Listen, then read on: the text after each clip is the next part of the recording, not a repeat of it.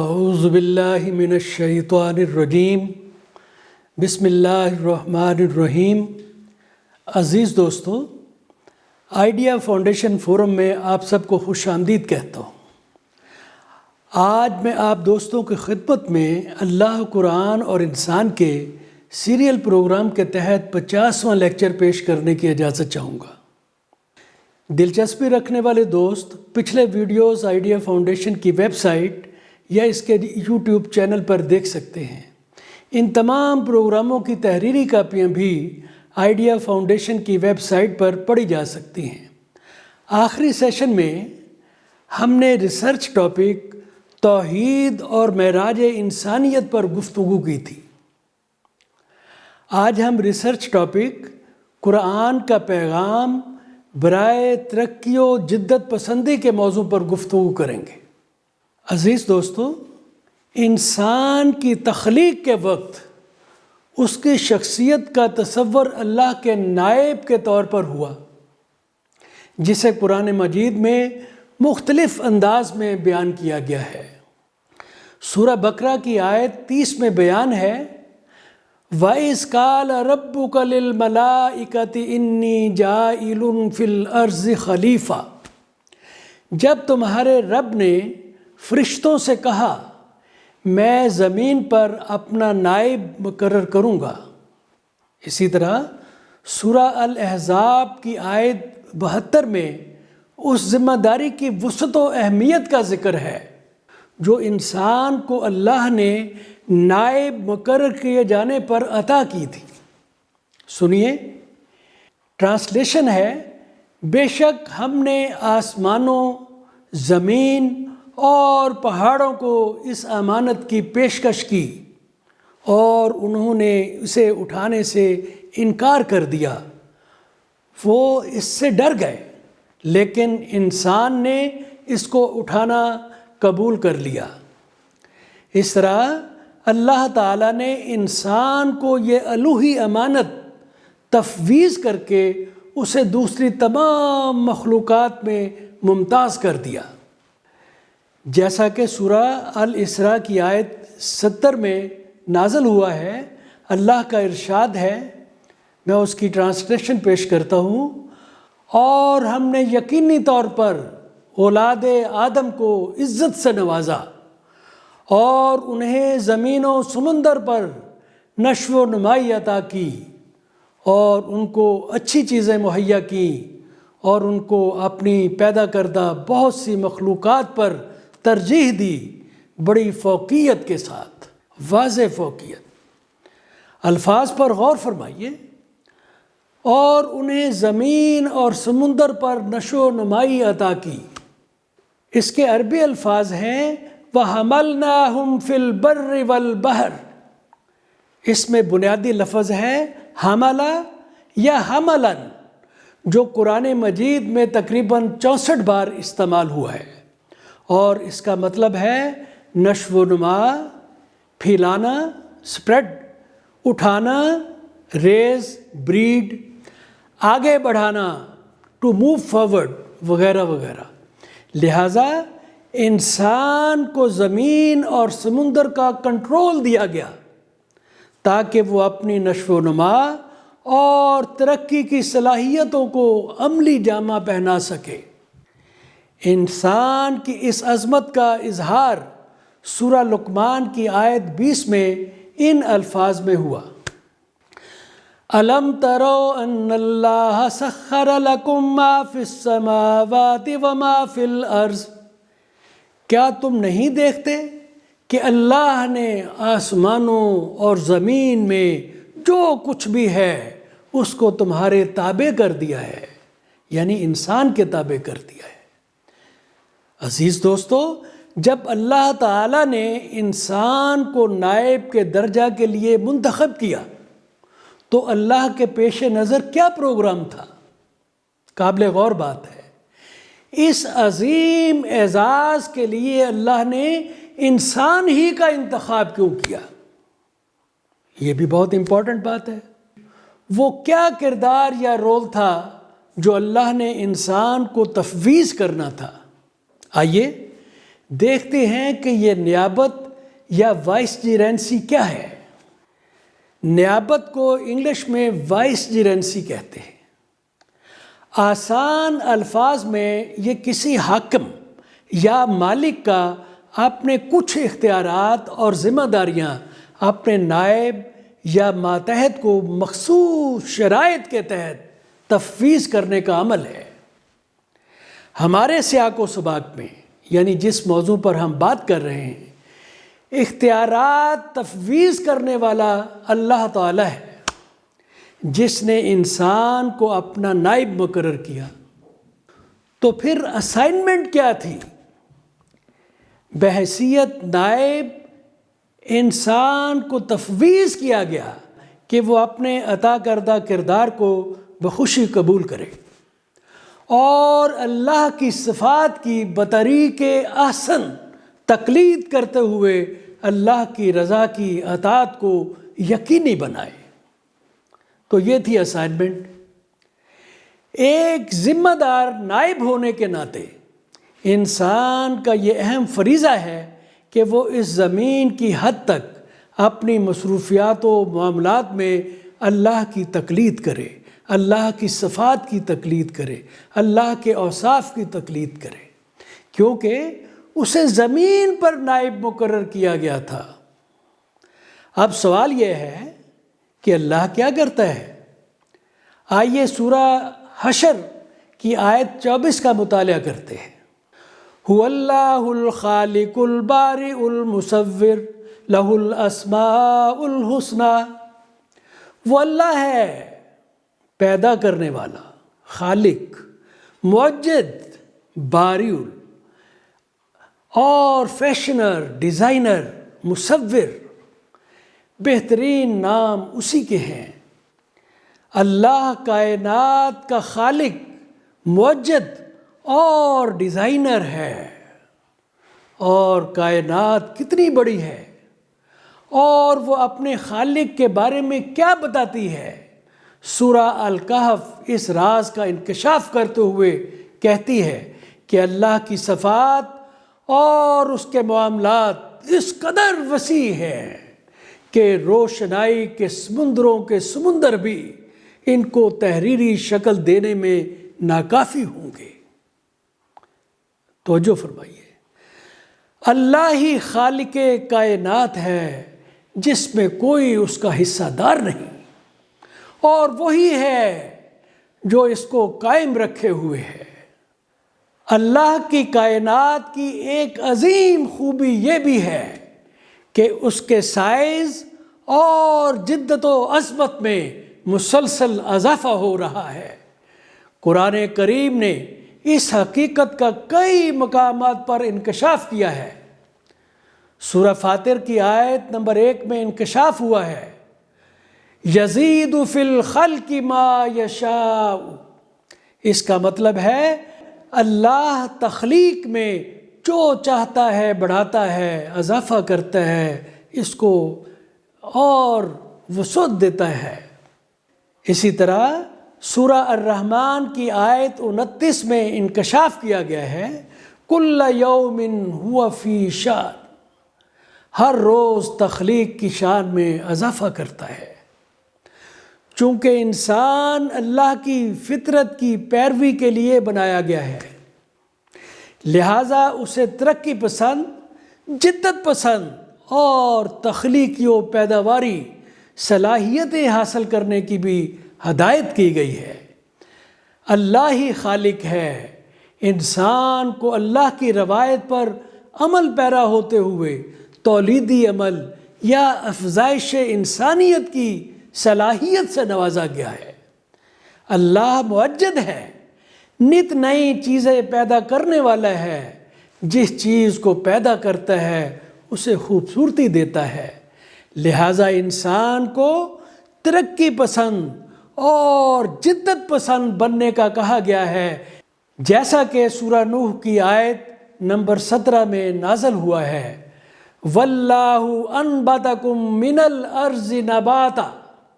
اور اللہ نے تمہیں زمین سے نشو و نمائی کی صلاحیت دی ہے، مسلسل نشو و نمائی، perpetual growth. لہٰذا انسان کو بطور اللہ کے نائب کے اللہ کی صفات کی تقلید کرنے کی ضرورت ہے۔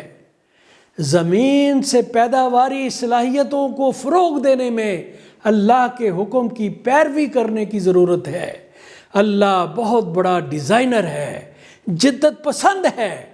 انسان کو بھی اپنے ماحول کو، اپنے انوائرنمنٹ کو آراستہ کرنے اور خوبصورت بنانے کی ضرورت ہے۔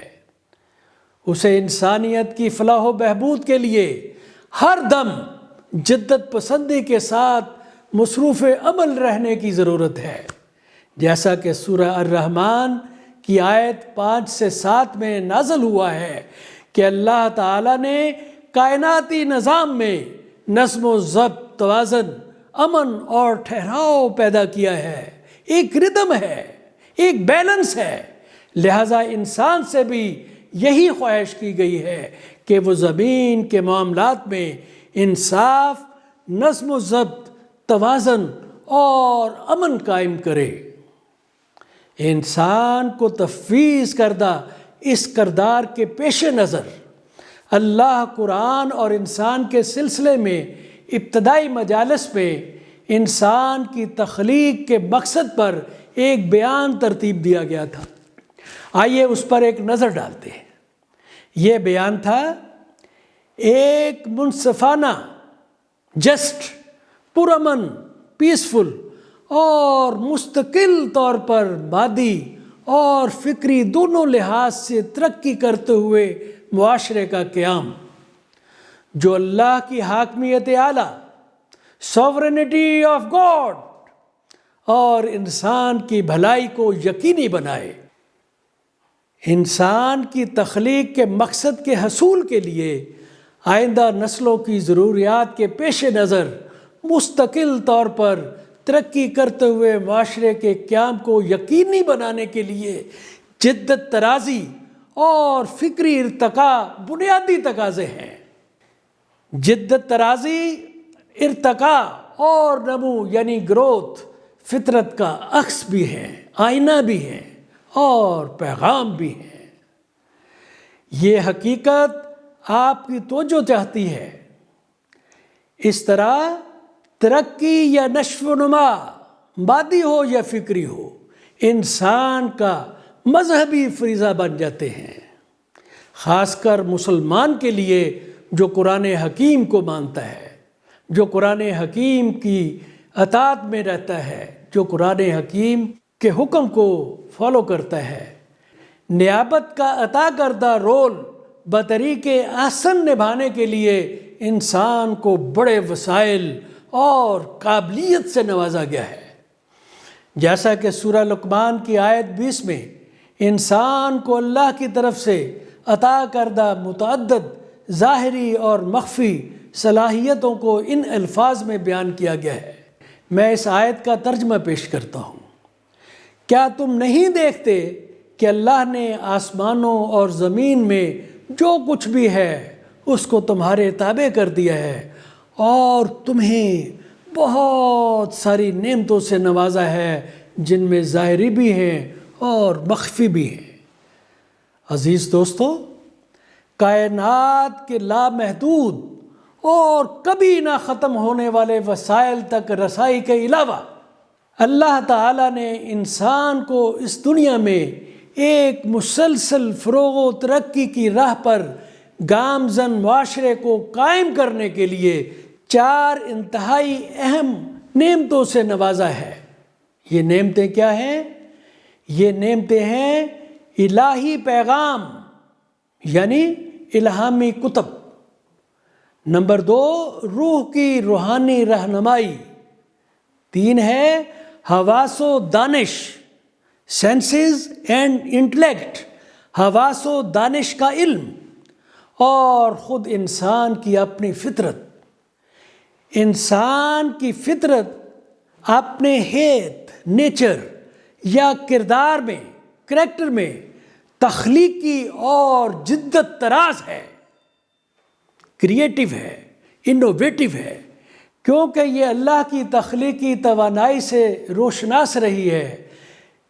کائنات کی تخلیق بھی ترقی اور جدت طرازی کے اصولوں پر ہوئی ہے، اور اس کے قوانین بھی یعنی فطرت کے قوانین بھی ترقی و جدت طرازی کے اصولوں پر عمل پیرا ہیں۔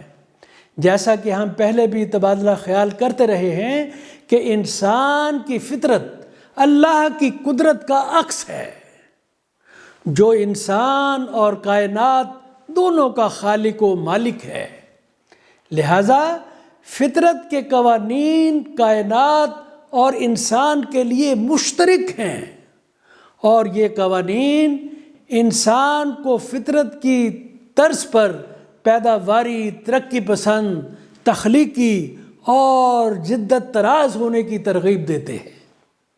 سورہ الروم میں اللہ نے ہدایت دی ہے، انسان کو اللہ کی فطرت پر قائم رہنا چاہیے جس پر اس نے تمام لوگوں کو پیدا کیا ہے۔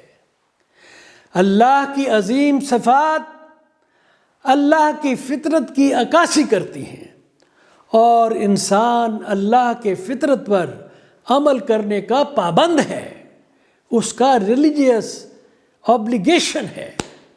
اس طرح اللہ کی عظیم صفات کی تقلید کرنے کا بھی پابند ہے، یعنی اللہ کی فطرت کا بھی اور اللہ کی عظیم صفات کا بھی ایک ہی بات ہے۔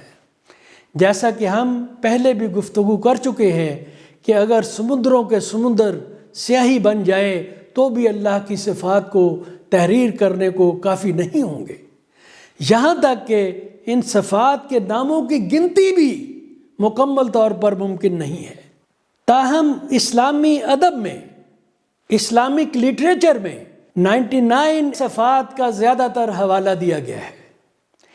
ان میں سے ہر صفت اللہ کی بے مثل طاقت کی نشاندہی کرتی ہے، اور وہ مظاہر فطرت میں بڑی شان و شوکت کے ساتھ ظہور پذیر ہے۔ لہٰذا سورہ الروم کی آیت 30 میں دی گئی ہدایت کے مطابق انسان کے کردار کو اللہ کی صفات کے ساتھ ہم آہنگ کرنے کی ضرورت ہے، ہارمونائز کرنے کی ضرورت ہے، جس کا اس سے پہلے ذکر کیا گیا ہے۔ اللہ کے اس ارادے پر عمل درآمد کے لیے حضرت محمد صلی اللہ علیہ وسلم نے بھی مسلمانوں کو ہدایت کی ہے کہ وہ اللہ کے کردار، اس کی صفات کو اپنائیں۔ تخلقوا باخلاق اللہ، اللہ خالق ہے، جدت طراز ہے اور موجد ہے، لہٰذا وہ انسان سے بھی خواہش کرتا ہے کہ وہ اللہ کے کردار کو اپنائے، فطرت اللہ یعنی قوانین فطرت کو اپنائے، تاکہ وہ باصلاحیت، کارآمد، جدت طراز اور ترقی پسند بن کر اللہ کے عطا کردہ زبردست وسائل سے استفادہ حاصل کرے، تاکہ انسانیت کی بھرپور خدمت کر سکے۔ عزیز دوستو، جیسا کہ قرآن مجید نے سورہ الرحمن میں انکشاف کیا ہے کہ اللہ کی کبھی نہ رکنے والی تخلیقی سرگرمیاں خوب سے خوب تر لامتناہی سلسلوں پر رواں دواں ہے، یعنی یہ کائنات ڈائنامک ہے، سٹیٹک نہیں ہے۔ یہ قرآنی انکشاف ایک ایسی حقیقت ہے جس کو سائنسی تحقیق نے اب دریافت کیا ہے۔